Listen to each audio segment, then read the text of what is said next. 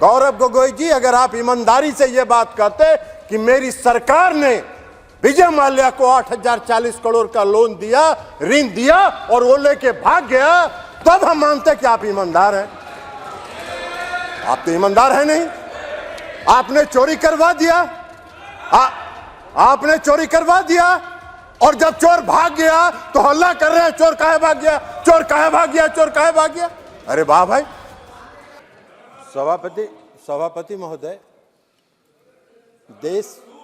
देश की अर्थव्यवस्था पर माननीय वित्त मंत्री ने जो श्वेत पत्र लाया है और सदन में जो पेश किया है, जिस पर चर्चा आज हो रही है, मैं उसका स्वागत करता हूं। इसलिए कि देश में एक भ्रम की स्थिति पैदा हुई और भ्रम की स्थिति पैदा होने के साथ साथ भ्रम की स्थिति फैलाई भी जा रही थी कि देश की अर्थव्यवस्था चौपट है। और उस परिस्थिति में जब माननीय वित्त मंत्री जी ने अर्थव्यवस्था पर श्वेत पत्र लाया तो आज उस पूरे भ्रम की स्थिति का पटाक्षेप हो गया और वो आज साफ हो गया। महोदय, श्वेत पत्र में आंकड़ों का पूरा विवरण है। सभी तथ्यों के आधार पर, आंकड़ों के आधार पर श्वेत पत्र जारी किया गया। मैं समझता था कि सदन में जब चर्चा होगी तो उस श्वेत पत्र में जो आंकड़े हैं वो आंकड़े कहां गलत हैं इसका कोई विवरण प्रस्तुत किया जाता, उसका खंडन किया जाता, लेकिन उसके बजाय पूरे चर्चा को दूसरे दिशा में मोड़ के ले जाने का काम हुआ है। डॉक्टर मनमोहन सिंह जी देश के प्रधानमंत्री थे। उनके समय में जो वित्तीय कुप्रबंधन था उसकी उसमें विस्तृत चर्चा है। अलग अलग भाग में उसकी चर्चा की गई है कि कहां कहां वित्तीय कुप्रबंधन था। मुझको भी उनके प्रधानमंत्रित्व काल में इस सदन का सदस्य रहने का सौभाग्य प्राप्त हुआ था और मैंने उसमें देखा था कि कहां कहां मिसमैनेजमेंट कुप्रबंधन हो रहा है। हालांकि मैं डॉक्टर मनमोहन सिंह जी को नहीं कहता, डॉक्टर मनमोहन सिंह जी बहुत साफ आदमी थे, लेकिन उनके इर्द गिर्द जितने लोग थे वो समूचे घोटाला और कुप्रबंधन के जिम्मेवार थे और डॉक्टर मनमोहन सिंह जी मूक दर्शक बेचारे देखते रहते। तो इसलिए उसकी विस्तृत चर्चा है। कितना ऋण दिया गया, कहां कितना ऋण किसको मिला, ऋण जो ज्यादा दिया गया उसकी भी विस्तृत चर्चा है। और ऋण जब ज्यादा आप दे दीजिएगा तो नेचुरली अर्थव्यवस्था पर उसका कुप्रभाव पड़ेगा। अभी चर्चा हो रही थी, माननीय गौरव गोगोई जी चर्चा कर रहे थे विजय माल्या जी को 8,040 करोड़ रुपए का ऋण कब मिला था? यह भी आप कहते, गौरव गोगोई जी, अगर आप ईमानदारी से यह बात कहते कि मेरी सरकार ने विजय माल्या को 8,040 करोड़ का लोन दिया, ऋण दिया और वो लेके भाग गया, तब हम मानते कि आप ईमानदार हैं। आप तो ईमानदार हैं नहीं। आपने चोरी करवा दिया, आपने चोरी करवा दिया और जब चोर भाग गया तो हल्ला कर रहे हैं चोर काहे भाग गया, चोर काहे भाग गया, चोर काहे भाग गया। अरे वाह भाई। आप चर्चा कर रहे थे नीरव मोदी की, आप चर्चा कर रहे थे नीरव मोदी की। नीरव मोदी का फ्रॉड जो डिफॉल्ट था, गारंटी डिफॉल्ट, कब शुरू हुआ? 2011 में शुरू हुआ जब डॉक्टर मनमोहन सिंह जी की सरकार थी। 14,000 करोड़ रुपए का गारंटी डिफॉल्ट हुआ। आप मूक दर्शक बने हुए थे, आपका यही वित्तीय प्रबंधन था, यह आपका वित्तीय कुप्रबंधन था। अगर आप ये कहते कि ये हमसे चूक हुई, हमारी सरकार ने ये गलत किया, तो हम मानते कि आप ईमानदार हैं। आप ईमानदार राजनेता हैं, तो आप आज कह रहे हैं कि नीरव मोदी भाग कैसे गया, उसको क्यों नहीं पकड़ के ला रहे हैं? अरे आपने सारा इंतजाम कर दिया, 14,000 करोड़ रुपया जब उसके जिम्मे लगा दिया तो भाग गया। अब भाग गया तो ये सरकार प्रयास कर रही है उसको वापस लाने के लिए। अब वो विदेश में भागा हुआ है और आपका अगर कोई प्रभाव है अभी भी तो जाके ले आइए उसको पकड़ के, देखिए कि वर्तमान सरकार उसको जेल में बंद कर देती है कि नहीं कर देती है। आप चर्चा कर रहे थे मेहुल चौकसी की। मेहुल चौकसी नवंबर 2010 से अप्रैल 2014 तक 8,738 करोड़ रुपए का उसने फ्रॉड किया बैंक के साथ।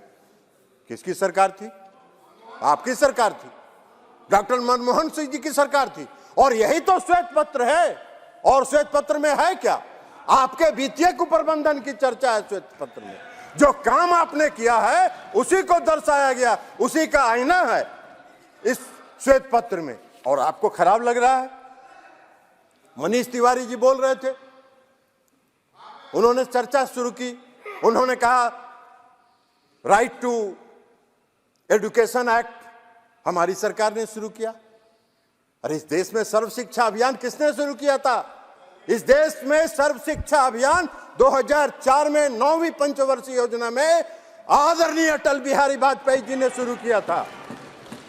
और उस समय राज्य और केंद्र की हिस्सेदारी 85% केंद्र की थी और 15% राज्य की हिस्सेदारी थी।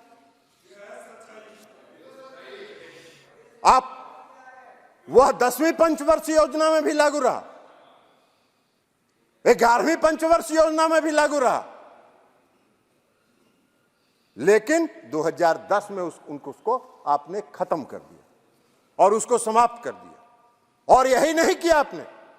2004 के बाद जब अटल जी ने शुरू किया था तो केंद्र की हिस्सेदारी थी, और जब आपने उसको खत्म किया तो सारा उसका लायबिलिटी राज्यों के माथे पर थोप दिया, और जितनी बहाली आपने की थी सब स्टेट्स के माथे पर थोप देने का काम किया। और 2010 में आप एक नया कानून लेके आ गए, राइट टू एजुकेशन। वाह भाई, यही आपका प्रबंधन था, यही आपके जनहित के काम थे, यही आप जनहित के काम कर रहे थे। यह कौन सा तर्क हुआ? तो कुतर्क आप अगर देते रहेंगे तो उसका तो कोई जवाब नहीं। मनरेगा की चर्चा कर रहे थे, आपने जब मनरेगा शुरू किया था उस समय 145 रुपए था मैंडेज, उसका जो मजदूरी था। आज 204 रुपया है इस सरकार में मजदूरी मनरेगा के मजदूरों का। आप उसकी चर्चा तो नहीं कर रहे थे। आप कहते कि भाई इस सरकार ने, वर्तमान मोदी जी की सरकार ने 204 रुपया मनरेगा के मजदूरों का बढ़ा दिया। आज बिहार में 209 रुपया। तो इसलिए आप इस सब चर्चा करते रहे, लेकिन आप चर्चा क्या करते रहते हैं? ये तथ्यों के आधार पर आपने कोई श्वेत पत्र का खंडन नहीं किया। आप चर्चा कर रहे हैं घोटालों की, भ्रष्टाचार की।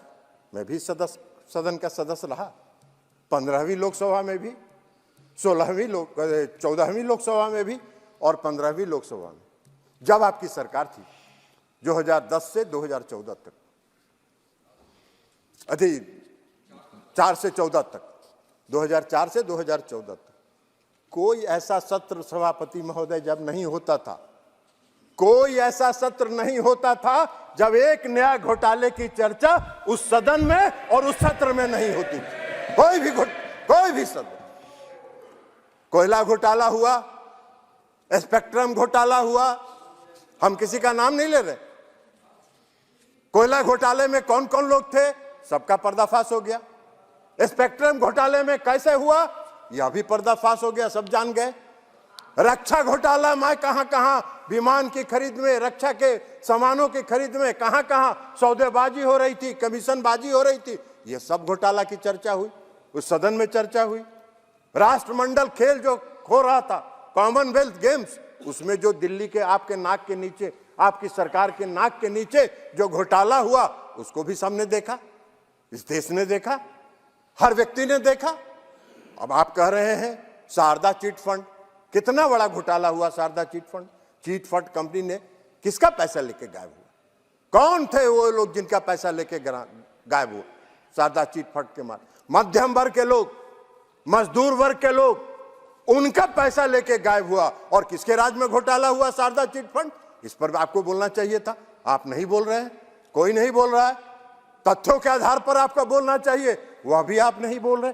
कौन सा चर्चा करना चाहते हैं? और लेकिन हाँ, एक बात तो जरूर आपको कहना चाहिए था, आपको यह बात ईमानदारी से कहना चाहिए था, आप भी सदन के सदस्य हैं, कि 10 वर्षों में 2014 से 2019 तक मैं इस सदन का सदस्य नहीं था, लेकिन 2019 से हूं। आज तक कोई घोटाले की बात तो आप नहीं कर पाए, आज तक कोई घोटाले की चर्चा तो आप नहीं कर पाए। आप कोई घोटाला नहीं बहुत होता है तो घूम फिर के एक ही आदमी का नाम उजागर करते रहते हैं। अरे भाई, उनसे आपका कुछ व्यक्तिगत है मामला तो जाके बाहर में मिलजुल के सलट लीजिए, बात खत्म हो जाएगा, सलट लीजिएगा। आप यह क्यों संदेश उसको देना चाहते हैं कि मेरे पास आओ, मेरे पास आओ? तो इसलिए यह बात तो नहीं हुआ, आज तक कोई घोटाले की चर्चा नहीं हुई। आप स्याह पत्र लेके आए, हमने अखबारों में देखा। आज आप भी अभी भाषण दे रहे थे, सभी भाषण दे रहे थे, स्याह पत्र की आप चर्चा कर रहे थे। अगर श्वेत पत्र में आंकड़े गलत हैं, जो मैंने पहले भी कहा, तो उन आंकड़ों का खंडन करना चाहिए था। उन आंकड़ों को, चूंकि उसमें तो तुलनात्मक है, 2004 से 2014, 2014 से 2024 दोनों तुलना टेबल बना के दिया हुआ है। तो टेबल को आप कॉन्ट्राडिक्ट करते, एक एक आंकड़े को आप कॉन्ट्राडिक्ट कर सकते थे, जो आप नहीं कर पा रहे हैं। लेकिन आप कर क्या रहे हैं? फिर वहीं घूम फिर के आ जा रहे हैं, कोई घूम फिर के आ जा रहे हैं सीबीआई और ईडी पर। और भाई, सीबीआई ईडी पर बाहर जितना बोलता है बोलिए, लेकिन आप एक बात बताइए, मैं भी 2 साल 1.5 साल तक एनडीए से अलग रहा, और एनडीए से जब मैं अलग रहा तो कहां कोई मेरे यहां सीबीआई ईडी पहुंची? मेरे यहां तो कोई सीबीआई ईडी नहीं पहुंची। नीतीश कुमार जी के यहां तो कोई सीबीआई ईडी नहीं पहुंची। नीतीश कुमार जी भी विपक्ष के सूत्रधार थे जब हम अलग थे एनडीए से, तो नीतीश जी के यहां तो कोई नहीं पहुंची, हम लोग के यहां किसी के यहां नहीं पहुंची। लेकिन रोपे पेड़ बबूल का तो आम कहां से होए? अगर करिएगा भ्रष्टाचार तो फल तो मिलेगा ही उसका, कांटा तो गड़ेगा ही, मीठा आम कहां से मिलेगा? तो ये तथ्य है। तो इस तथ्यों के बजाय आप कह रहे हैं कि ये जो श्वेत पत्र आया है, ये श्वेत पत्र हमारी पूर्ववर्ती सरकार के इमेज को टार्निश करने के लिए लाया जा रहा है। काहे का किसी का इमेज टार्निश करके? जो तथ्य है, जो सही है, जो आंकड़े हैं, वो सदन के सामने और इस देश के सामने रखा गया है। तो इमेज इसमें कहां टार्निश हो रहा है? हाँ, अगर आपने कुकर्म किया है तो स्वाभाविक तौर पर आपको इमेज टार्निश होने का आपको लगेगा भ्रम, आप उसके भ्रम के शिकार हैं। लेकिन अगर आप भ्रम हैं तो उसका क्या किया जाएगा? तो इसलिए अध्यक्ष महोदय, जब भ्रष्टाचार करिएगा तो उसका भुगतना तो उसके लिए आपको पड़ेगा, और वो अगर भुगत रहे हैं तो उसके लिए श्वेत पत्र पर बोलने के बजाय आप राजनीतिक विलाप नहीं करिए, और उन तथ्यों के आधार पर अगर कोई आंकड़े हैं तो उन आंकड़ों को रखिए। और यही बात हम कहते हुए फिर से माननीय वित्त मंत्री जी को बधाई देते हुए श्वेत पत्र लाने के लिए और देश की अर्थव्यवस्था के संदर्भ में पूरे देश को अर्थव्यवस्था से अवगत कराने के लिए मैं उनको बधाई देता हूं, और बधाई के साथ मैं अपनी बात समाप्त करता हूं। बहुत बहुत धन्यवाद। बहुत बहुत धन्यवाद।